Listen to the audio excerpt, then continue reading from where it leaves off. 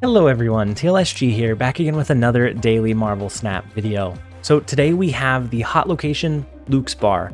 And Luke's Bar actually never got featured. Usually when a new location is released, it gets featured as a featured location first, and then later potentially becomes a hot location.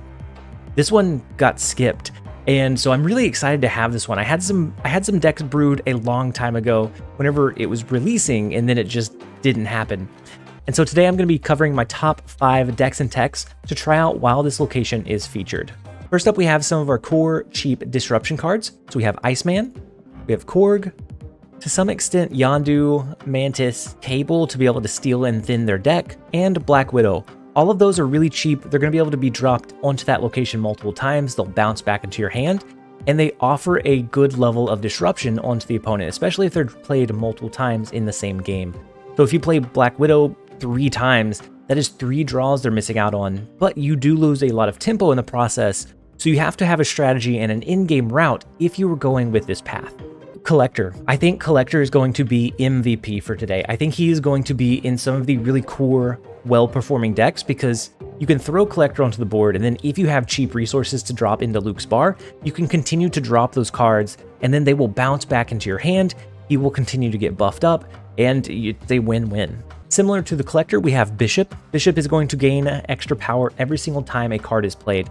And so you guessed it, we're going to be playing those cheap resources into Luke's Bar. They're going to bounce back into our hand. They're going to buff up Bishop each and every time. If you're wanting to do an Electro Ramp to get into an early Doctor Doom, to be able to spread power wide or do different play paths that require elevated energy, Electro is going to be phenomenal because you can play it into Luke's Bar, he'll bounce back into your hand, and you don't have that negative downside of only being able to play 1 card per turn. We have Thor, and if you can play Thor and you draw into his Mjolnir, Mjolnir is a free card that you can drop into Luke's Bar every single turn to continuously buff up your Thor for the rest of the turns in the game. As soon as you draw it, every single turn after that, you're going to be buffing up your Thor. We have Jubilee. Jubilee is going to be great in Luke's Bar. A lot of cards struggle to get power permanently into Luke's Bar. Jubilee is going to be able to pull from your deck, she will thin it, and then she will actually bounce back into your hand. So she's going to be a phenomenal card for today. Any card that has a good unrevealed that's going to create copies of itself, so like your Mr. Sinister or your Brood, they're going to be great today because they will be able to let you push power into that location when typically it's hard to push power into Luke's Bar. This one's just a touch out of order, but Iron Fist. Iron Fist is going to be great because you'll be able to play him, you can drop whatever your next resource is to the right of Luke's Bar, and it will get pushed over into Luke's Bar, allowing you to continue to have that resource on the board, and you get Iron Fist back into your hand to continue to use again. We have Moon Girl, and she's really good in Luke's Bar locations whenever they're a surprise. I don't know how well she'll fare today, because decks are going to be built around getting power into that location. On a typical day, you can use Moon Girl to cap out your hand, and she won't have any room to bounce back into your hand, and so she will remain in Luke's Bar. And so just kind of a fun note that whenever this location goes away, if you're running a Moon Girl deck, that is probably one of my favorite playlines to sneak power into that location because it doesn't have anywhere to bounce back into. And the last few, we have Arnim Zola to be able to push power over into the side, and then Dr. Doom. That is going to push power wide. If you can trigger this once or multiple times, that's going to be phenomenal and allow you to continue to push power into that location when it's rather hard to directly play it there. So all of these decks today, I tried to focus on making sure that they were attainable to most players. So a lot of them are going to be Series 3 only. If you have any Series 4 and Series 5 cards, you might be able to build different things, just utilize these core ideas, and then build off of it. But the first deck that I have is a Bounce Bros deck, and this is one of my favorite decks to play, but most of the time it's just kind of underwhelming. It doesn't really feel like it has as good of a payoff as it should, but today I think it's going to be phenomenal. You're going to be able to play your Iron Fist into a Human Torch to move him across the board. You can play your Iceman, your Korg, and actually looking at it, Quinjet doesn't really feel like it does a lot for us. We play it onto the board, get the Hood token for free, but everything else remains the same cost. We don't have anything that we're trying to double down on our power. I think I would actually take Quinjet out for Black Widow. I'm sorry guys, we're making an impromptu change.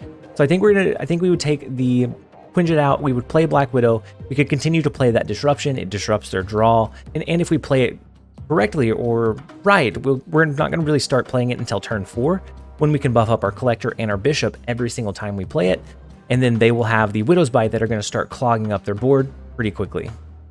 And so this list wants to disrupt the opponent as much as possible. you're going to continue to flood your cards onto the board. You can bounce them back into your hand with Beast or Falcon, which at this point with Luke's bar might be a little bit of overkill, because you're going to be able to guarantee that that happens. And it allows you to make sure that you can push some continued power even on games where you don't have Luke's bar, or maybe you want to invest in into another location to buff up your Angela, and then later pull them back into your hand with Falcon. You could even use Falcon into Luke's bar to continually pull back those 1-cost cards. So if you have an Iron Fist and a Human Torch, you can continue to drop those, pull them back into your hand with Falcon, and make a really large Human Torch in the process. I think this one's going to be a lot of fun. I could ramble on this one all day just because I think this one is a really fun build to play. But we're going to jump over into the next one. And the next one that we actually covered earlier today, and it is a Jane Lockjaw rotation deck. Now, why is this one going to be good for today?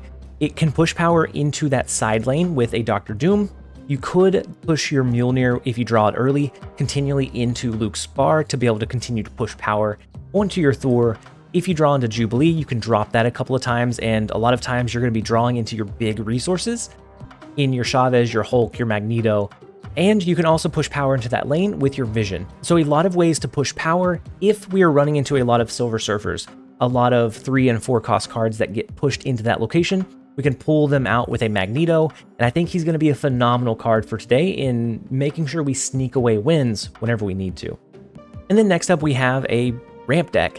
And this one is going to utilize Electro as well as our Dr. Doom. It uses Vision to be able to move power over. Magneto is going to be a good tech card to move cards out of that Luke's bar location that the opponent got placed in there. So we're looking at Broods. We have Arrow to maneuver their cards in a way that they don't want them to be, so that maybe they're playing their cheap resources. We use Arrow to force them over into a lane where they stick. We have Leader to copy their last turn play. We have Odin to re-trigger it, or Dr. Doom, or Arrow, or a mixture of any of those. And we can just do a lot of disruption with this deck while still pushing a good amount of power onto the board. And so I think this one is good regardless of the location, but I think it's also very good with Luke's bar as the hot location. And so here's where we start getting into some of the harder to build decks. Now this one doesn't utilize any Series 5 cards besides the ones that were on the Season Pass, so Zabu and Surfer.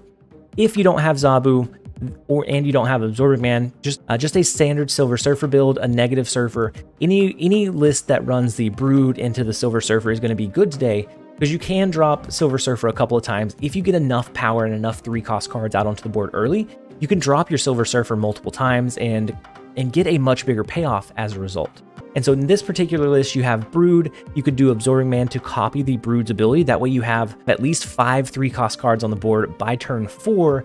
On turn 5, you could drop Silver Surfer. On 6, you can drop it again. Maybe on 6, if you've dropped a Zabu, you can do both Wong and Silver Surfer. There's a lot of flexibility in play paths with this list, and I think it's going to be good for sneaking power into Luke's bar and just pushing a general high amount of power onto the board. And then finally, we have the list that I covered a couple of times, and it was created by Pilk and Joyer. It is a Zabu, Hawk, Devil Dino deck. And it runs a lot of the cards that we like to have in Luke's bar. We have the Korg to continue to do disruption. We have Black Widow. We have Psylocke, where we can pretty much ramp to an extra energy anytime we want to, and it still returns back to our hand to make sure that our Devil Dino stays large. We have Agent Coulson. We have Moon Girl as a last resort to push some power into that location. If we have Zabu, then we could do a Moon Girl and a Hawk and something else and still retain a maxed out hand size, so that we can push all of those cards into the Luke's bar location on the last turn and just surprise the opponent with how much power we can push onto the board and into that location. And so I think this one is going to be a very fun one to run today. It's good just in general. Pilk hit Infinite in one day with this, and I think it's going to shine today as well. But those are my top 5 decks and techs to try out while this location is hot. What decks are you seeing? What combos are you thinking of? Let me know in the comment section down below. I love seeing the way that you take these and kind of manipulate or tweak them to fit what you're seeing and fit what works best for you. And so I hope that you guys enjoyed the video. If you did, make sure to leave it a like and a comment down below. As always, this has been TLSG. Later, guys.